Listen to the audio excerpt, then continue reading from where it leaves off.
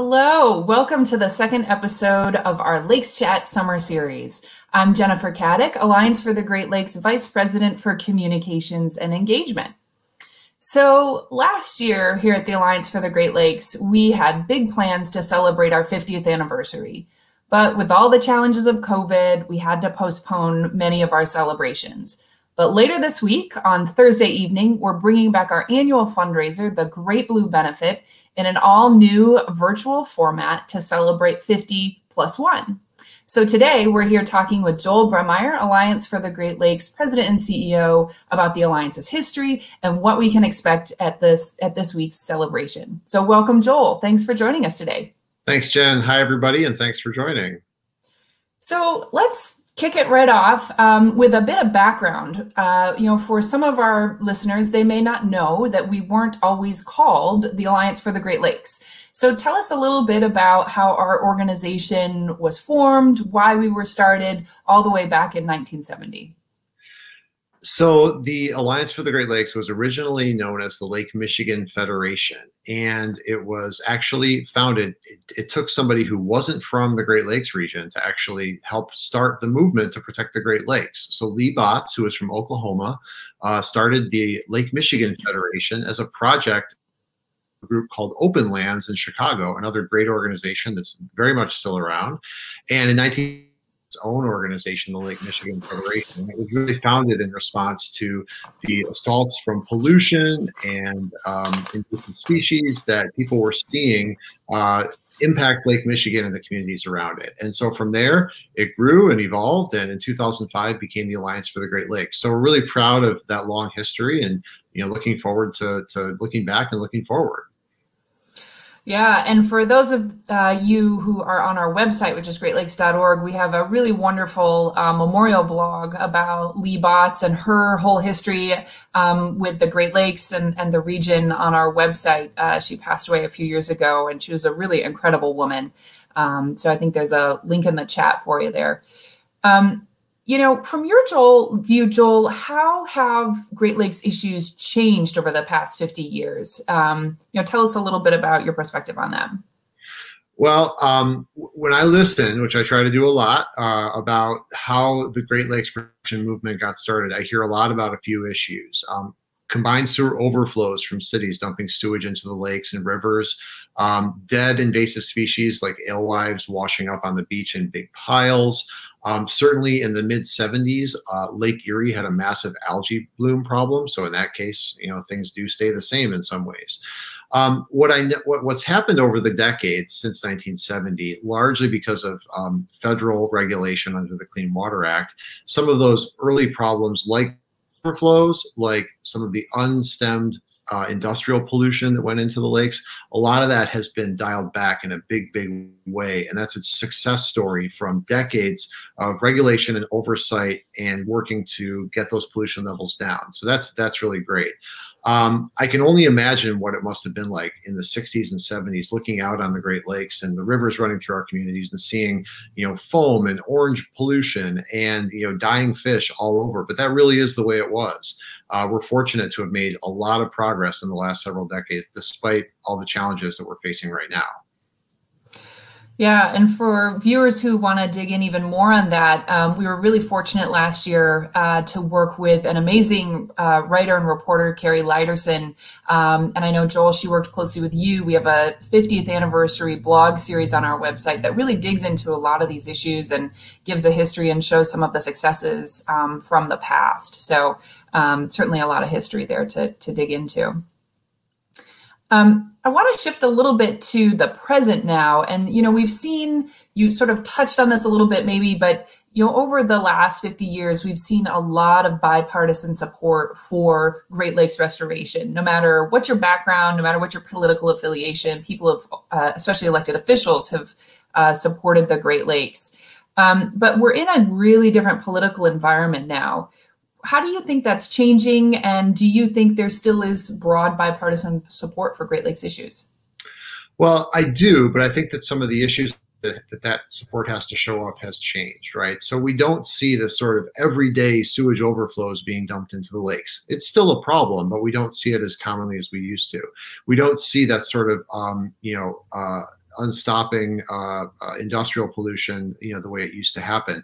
And so, some of those fights, which were really easy to rally around, are in the process of being fixed. We see bipartisan support for the Great Lakes mostly through the Great Lakes Restoration Initiative. This is a big program, a federal program that has brought more than $3 billion to the Great Lakes region for restoration, for cleaning up that legacy of toxic contamination over the decades. And that's been running since 2009. There's been tremendous across the board bipartisan support for that, and lots of matching money going in from the states and cities, thousands of them across the Great Lakes region, right? A great success story.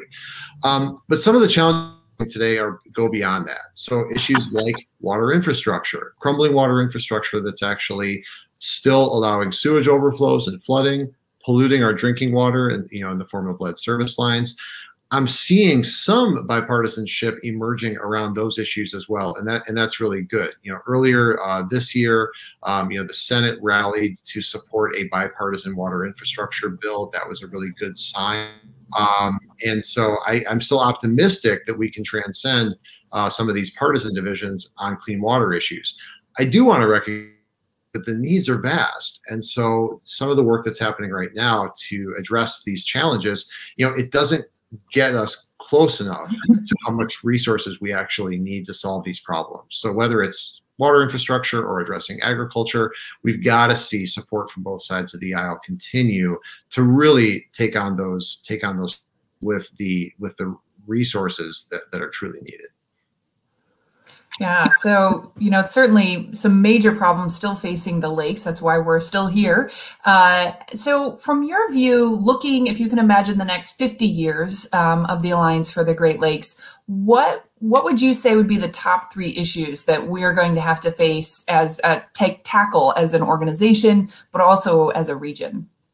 Well, one thing is that the Alliance, and I know a lot of other organizations and businesses and others are taking a more holistic view of water, right? So it's not just about, protecting the water in the middle of the lake, but it's about protecting that water that moves through our communities, that moves through us as people, right? We've got drinking water, our wastewater, our stormwater, it's all connected. And so we're trying to take a more holistic or a one water view of that, which means that the lakes are this tremendous resource. We've got to make sure that they're safe and available for drinking, for recreation, and all the ways that communities rely on them. So that's one big way that I see the future needs of the Great Lakes. And inside that are a couple of key issues. One is the issue of addressing environmental justice. We have places in the Great Lakes that have borne more of the burden of pollution than others.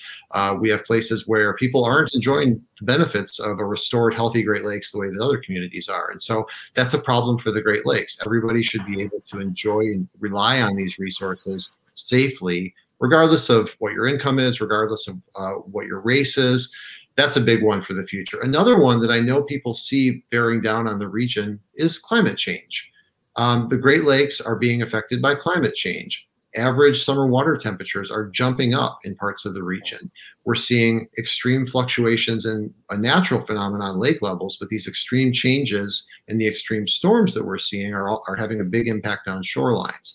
So I think addressing climate resilience is a big part of the future as well, especially if we do see people migrating to the Great Lakes region as part of their pathways that they're compelled to do because of climate change, which is starting to get into the headlines. So we've got to be ready for all these challenges that are already at our doorstep, and I think those are things that are going to frame our work and the work of many others around the region in the decade to come. Yeah, lots to work on. Now I'm feeling like I'm going to have a very busy couple of years, huh?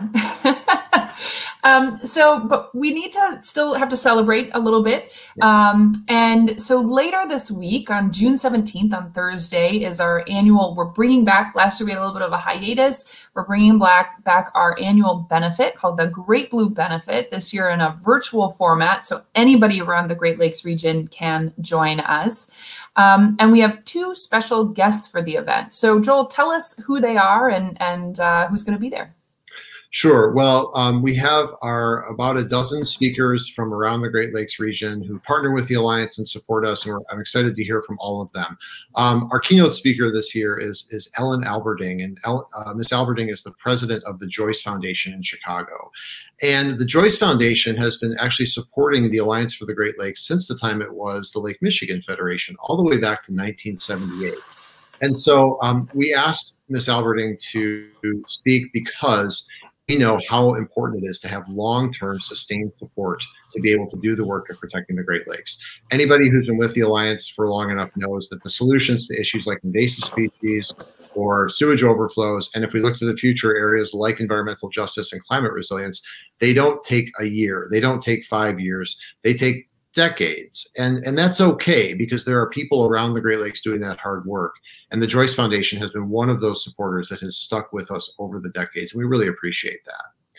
I'm also excited because we're going to be joined by Michigan Governor Gretchen Whitmer. And Governor Whitmer has been a tremendous champion of the Great Lakes in her time in the governor's seat in Michigan, tackling issues like safe, clean, and affordable drinking water, stopping invasive species, decommissioning Line 5 from the Straits of Mackinac, and a whole variety of other issues.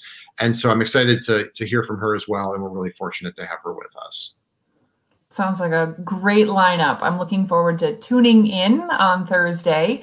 For our listeners, it's not too late to join the fun. You can purchase your virtual ticket. Tickets are free to attend. You do need to pre-register, but certainly as a nonprofit, we would appreciate any donation that you make. We make it easy for you to do that when you register.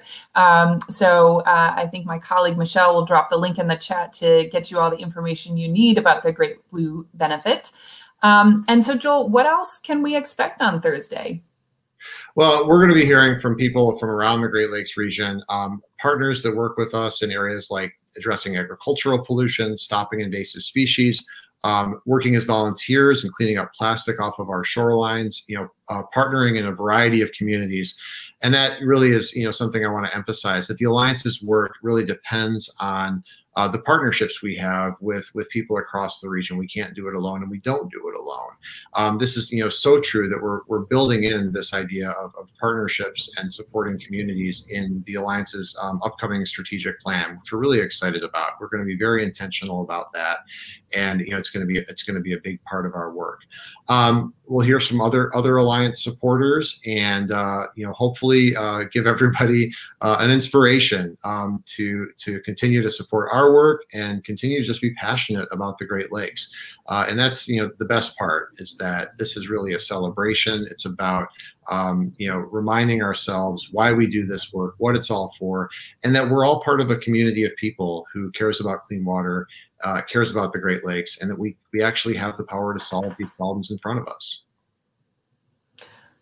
It sounds like a fabulous event. And you're right, Joel. I think we all have to take a minute and celebrate this amazing resource that we have here. The work is hard and long, and we still have a lot more to go. But, taking a minute to appreciate what's here and all the amazing people who are helping us work on protecting the lakes is, I think, is really important. So. Yeah, especially now, and I know it's a cliche, but I'll say it again. It has been a really tough year for a lot of people, a lot of our staff, a lot of our board members, and a lot of you all listening to this right now. And it's okay to say that and recognize that we can celebrate some wins along the way and emerge from where we've been stronger to take on these new challenges. So I'm excited about that. Yeah. So to all of you listening, I hope you'll join us this Thursday, June 17th. Again, it is a virtual event, so anybody from around the region can attend. You do need to register, but it is free. However, we do always appreciate your donation and your support of the Alliance for the Great Lakes and our work to protect the lakes. So much to talk about, but Joel, I think we have to leave it there. So thank you for joining us today on our Lakes Chat Summer Series. A quick shout out to my colleague, Michelle Farley, who you don't see on screen, but she's behind the scenes helping make all of this happen. Thank you, Michelle. Thanks, Michelle. And join us next Tuesday, June 22nd at 1 p.m. Eastern, noon Central. And we'll be talking with our colleague, Annalisa Castle, who's the Alliance's Water Policy Manager. We're going to talk with her about invasive carp and what's being done to keep them out of the lakes, what the latest scoop is on the carp. So thank you so much, everyone, for joining us. We'll see you next time. Thanks, Bye-bye. everybody.